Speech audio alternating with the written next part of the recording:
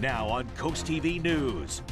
Oversight fight, a challenge to Delaware's new hospital law, is moving forward in court. What's next and why some are standing by the law. Coming up in sports, Cape Henlopen High School has the chance to hang multiple winners tonight.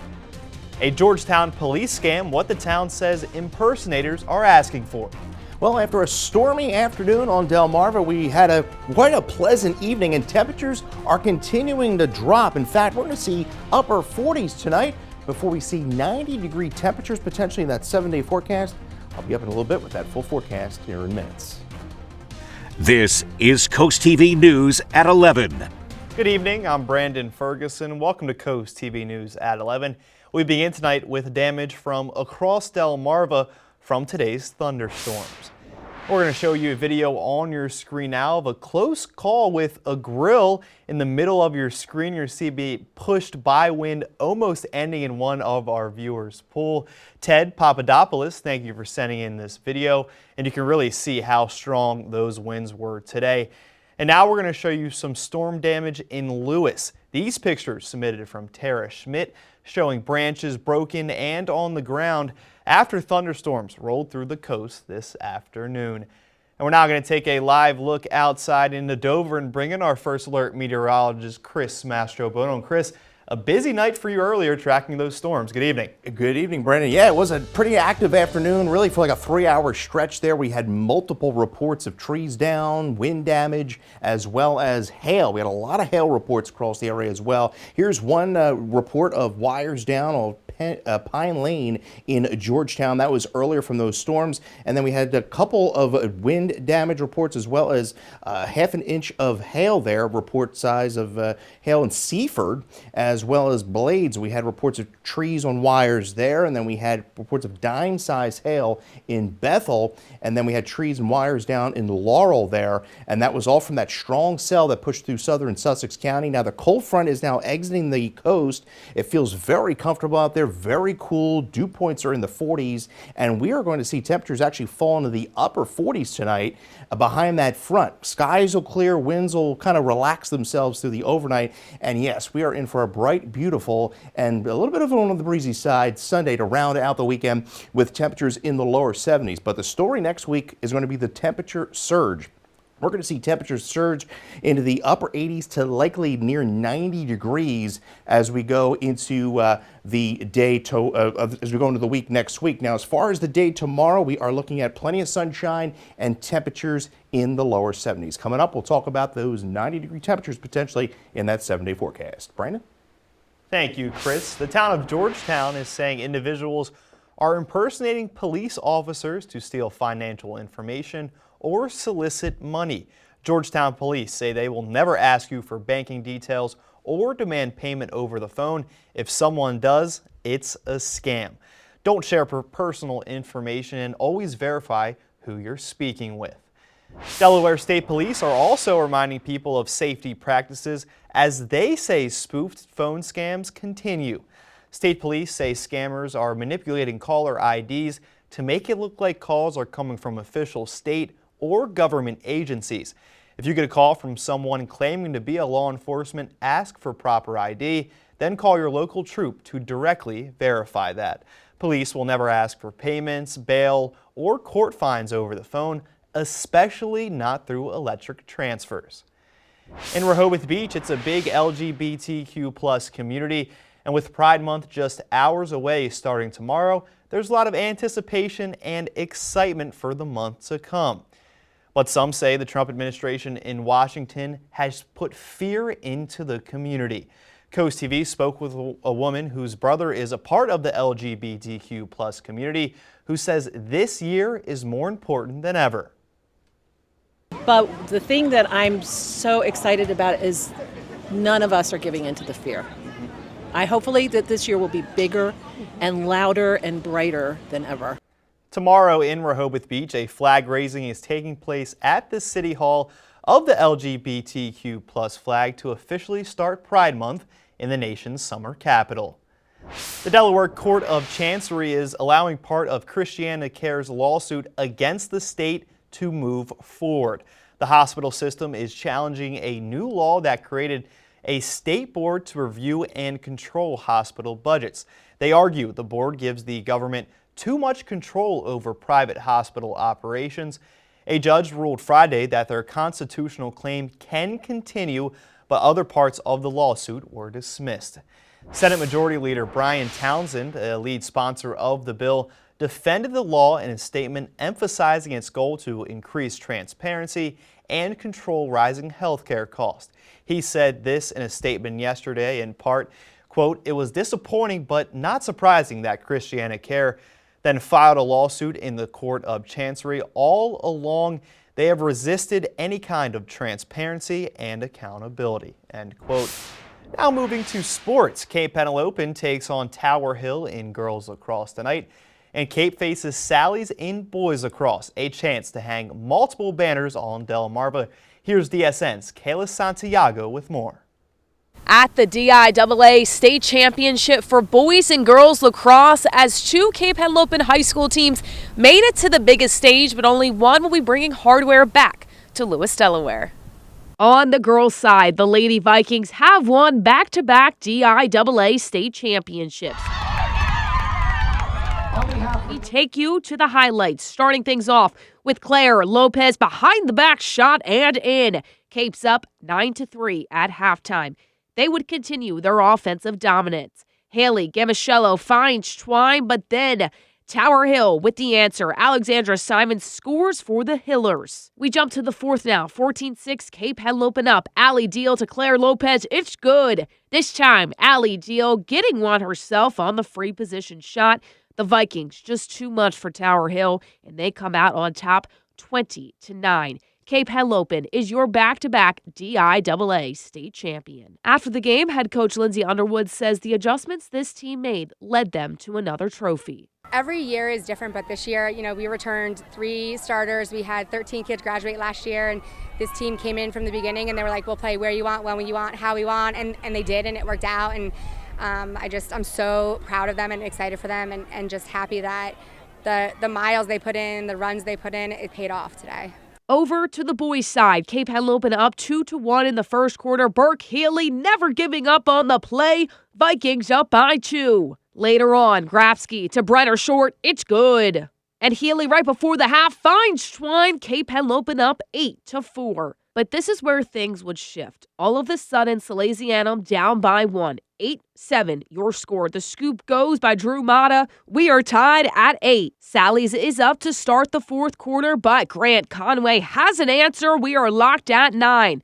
But Salesianum has won the title for 4 straight years for a reason. Luca Pompey gets it to go. Sally's would go on to win 12-9 and win the DIAA state title for the 5th year in a row. After the game, Cape Henlopen head coach Jeff Schupard says despite the loss, he is proud of this group. They battled hard all year, came over a lot of adversity, and they've been through a lot. And I'm extremely proud of them. Congratulations to the Lady Vikings on back-to-back state championships and for the boys squad on a great season. And you can catch Cape Henlopen tomorrow on the baseball diamond, battling it out for a state title trophy in baseball. Reporting from the DIAA state finals in Camden, Delaware, for the Delmarva Sports Network, I'm Kayla Santiago. Largest soccer tournament in Delaware kicked off last night in Kent County. More than 220 teams from across the country and around the world are descending on DE Turf in Frederica to compete in the Delaware Super Cup. DE Turf expects about 12,000 people in town to make that event, making this the biggest tournament yet. And it's not just the players gearing up. Local businesses in Kent County say they're ready for the boost in customers the tournament will bring as well. A little-known park in Salisbury is getting some big help. The Wicomico Environmental Trust and Wicomico NAACP were out restoring Waterside Park this morning, which is on Parsons Road and Fitzwater Street. It's a part of the larger effort, which over the last 2 years has seen around 140 trees planted to spruce up the park. With help of local kids and the NAACP says revitalizing this park gives the local youth and especially children of color a safer space outside to enjoy nature. Delaware is launching a new initiative trying to make sure Delawareans have fair access to good jobs and training. Governor Matt Myers signed an executive order to create an Office of Workforce Development within the Department of Labor. It also reestablishes and modernizes the Delaware Workforce Development Board. The two groups will work together to manage state and federal resources and approve services for employees and people for looking jobs in Delaware. The Justice Department has dropped its criminal case against Boeing. This decision comes despite a carrier's previous guilty plea for 2 crashes that killed a total of 346 people. According to the DOJ's filing, reaching a non-prosecution agreement with Boeing was the better option. Under the deal, Boeing will pay nearly $445 million for a victims fund, in addition to the $500 million already paid. Boeing says it's committed to keep improving its safety. PBS and one of its northern Minnesota member stations sued President Donald Trump yesterday over Trump's executive order targeting the public broadcasting system. PBS alleges that the May 1st order violated the First Amendment of the Constitution and the Administrative Procedure Act. President Trump has repeatedly lambasted public media for perceived political bias, charging that the NPR and PBS too unfair they are to conservatives. In Friday's lawsuit, PBS said it disputes those assertions in the strongest possible terms. Well, it's up and away as far as the temperatures are concerned, and the next week it's going to be feeling downright like summer, and also humidity levels are going to be rising too by the end of next week. We'll talk all about that and the rest of your weekend straight ahead. Coming up, we have a full breakdown of everything that happened on Delmarva this week. Don't go anywhere. We'll be back in just 60 seconds. Memorial Day here on the coast, to rules when dogs are allowed on the beach. There was a lot going on this week here on Delmarva. Charlie Sakaitis has a look at our week in review. Monday, just like the rest of the country, Delmarva took some time to remember those who gave everything in service to this nation. Memorial Day services were held all over Sussex County as locals, visitors, veterans, and civilians paid their respects to the fallen. Tuesday, a concerning situation at Assateague Island's National Seashore. The island's superintendent says the national parks in Maryland and Virginia do not have any lifeguards. They are working to fix the problem as quickly as possible, but they're not sure if and when that will change. Wednesday, CoastTV took a look at the rules governing dogs on the beach now that the summer season is hit. In Lewis, no dogs are allowed on the beach from 8 to 6 p.m., while in the nation's summer capital, no dogs are allowed on the boardwalk or beach at all. We have a full list of all the beaches and rules on CoastTV.com. Thursday, a story to hit you right in the feelings. A fence along the Lewis-Georgetown Trail marked by rainbow coloring has become a spot of love and grief. The homeowner where the fence is has encouraged people to leave their deceased pets' collars on the Rainbow Bridge. People along the trail feel like it's a nice way to memorialize past furry friends. And Friday, former President Joe Biden was in Newcastle, Delaware to speak at a Memorial Day service. The annual Memorial Day event in Newcastle also coincides with the 10-year anniversary of his son Beau Biden's passing from brain cancer. Afterward, the 82-year-old addressed his health for the first time since revealing he has an aggressive form of prostate cancer, saying, quote, "Prognosis is good."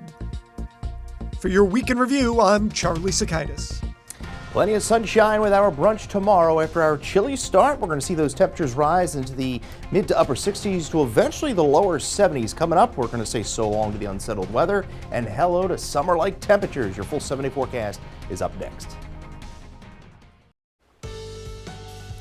Well, boy, we had quite an active few hours there in the afternoon as those severe thunderstorms pushed across the area, bringing damaging winds and a lot of hail reports across the area. Right now, we're at 59 degrees in Salisbury. Very cool, very dry out there, all thanks to the cold front that has pushed through. This photo was sent in to us by Joyce Faith. You can see that accumulation of that hail Ocean City hail there and some pea to dime size hail across the area. This photo was sent in to us by Jessica Warwick. Some Seaford hail there, and that cell pushed across southern Sussex County. And there's a nice shot of those storm clouds rolling into Lewis. Brought to you by Stephanie Faust. And then we had some great pictures and hail pictures sent in to us by a lot of viewers as well. So the front is now pushed off the coast. Just see a few showers there across portions of central Jersey. And then there's a powerful area of low pressure pushing up into Canada. Cool, dry air filtering in. High pressure is really going to be our friend for the remainder of the weekend and through much of next week. We're cooling down into the 50s at this hour. We're at 58 in Long Neck, 57 in Willards, 58 in Laurel, and we are at 58 in Milford. Winds right now still gusting to 26 miles an hour in Indian River Inlet. We're at 20 in Millsboro and 25 in Salisbury. Well, we have had quite a stretch of below average temperatures. You can see where the blue is. Average temperature for this time of year is 78. We were at 80 yesterday. We're going to say so long to the below average temperatures, at least for one more day tomorrow, and then we're going to see those temperatures kind of skyrocket as we go into next week. So we're biasing so long to the storminess and the unsettled weather, and hello to the beautiful end of the weekend. Still a bit on the breezy side, and then we see that summer-like weather move in by next week. Wall-to-wall sunshine to start. Temperatures rising into the lower 70s tomorrow. Be a bit breezy at times. We could see some gusts upwards of 25, 30 miles an hour. See a weak disturbance pass late in the day. Could bring a few clouds into the area. By Monday, it is absolutely a marvelous start to the week. We're going to see those temperatures rise into the mid 70s, and then the heat really begins to build in, it looks like, by the middle part of the week. So wall-to-wall sunshine, Chincoteague and Assateague to start the week, to end rounding out the weekend. We're at 75 on Monday, 68 on Monday in Assateague as we make our way up to Ocean City, Fenwick Island. 68 on Monday. The warm day is Tuesday, 79 in Fenwick, and we're at 72 in Ocean City as we make our way up to Lewis. 75 on Monday, 80 on Tuesday, and it gets even warmer after that. We see more of a classic setup we see in the summertime. Bermuda high, funneling in those southwest winds. Humidity levels are going to be rising as well as we go into Thursday and Friday. 48 tonight with those clearing skies. We're at 72 tomorrow, 75 on Monday, and then we see those temperatures rise to 83 on Tuesday. We are up to 87 degrees. Wouldn't surprise me if we see our first 90-degree day of the season on Thursday, and then we keep that heat in play through Friday, and then we could see a front move through, giving us a chance of some thunderstorms on Saturday. Thank you, Chris. Now to weather across America. The National Weather Service confirms a tornado touchdown in Washington County, Kentucky yesterday. The twister killed one person and injured more than a dozen others. Workers from the Weather Service are on the ground assessing the damage, but early reports indicate this was at least an EF2 tornado. The sheriff's office in the county says the tornado caused a lot of damage. The storm destroyed at least 2 homes and damaged several other buildings. Minnesota is one of the states in the Northland under an air quality alert due to growing wildfires in Canada. These are images out of Duluth, and you can see just how hazy the skies are. The alert by the Minnesota Pollution Control Agency is in effect until 6 p.m. on Monday. Health risks that come along with poor air quality include itchy eyes, running noses, wheezing, and coughing spurts. Officials say those with underlying health conditions, seniors, and young children are at the most risk. Coming up, teen drivers' deaths rise. A new report from AAA showing the sad reality. School's out for the summer, and for teen drivers, that isn't good news. According to AAA, more than 13,000 people were killed in a crash involving a teen driver between 2019 and 2023. The agency said over 30% of those deaths happened between Memorial Day and Labor Day. That's because teens are out of school and logging more hours of unsupervised driving time. Parents are encouraged to educate their teens on using the Do Not Disturb feature on their phones to ease distracted driving. In your health news tonight, in just under an hour, under 30 minutes, this Sunday is National Cancer Survivors Day. And a new report out today shows the number of people surviving cancer is rising in the U.S. In today's Health Minute, Mandy Gaither has a look at the data and what experts say is behind the increase, plus why they say there's still work to be done.